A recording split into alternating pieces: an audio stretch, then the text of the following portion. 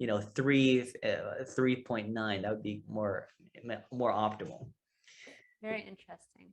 I also always measure the thyroid peroxidase and thyroglobulin antibody. These are antibodies that you can measure. If you see these elevated, you can detect full-blown Hashimoto's or Graves' disease about 7 years before it actually happens and destroys your thyroid. And that empowers the patient to make the right lifestyle changes. We're like, okay, you've got thyroid peroxidase 500. Okay, you've got thyroglobulin antibody 3.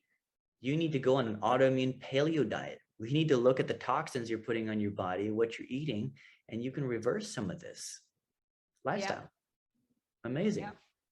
Amazing that lifestyle changes, if you're ordering the right tests, you can put it on the map for the patient. I've had patients come to me, female bodybuilders, pushing themselves really hard on birth control. They see this abnormal thyroid function. Everything else looks good. The antibodies are elevated and they're like, oh boy, what am I doing to myself? They back off on their training. They don't push themselves so hard. They get off the birth control. Yeah.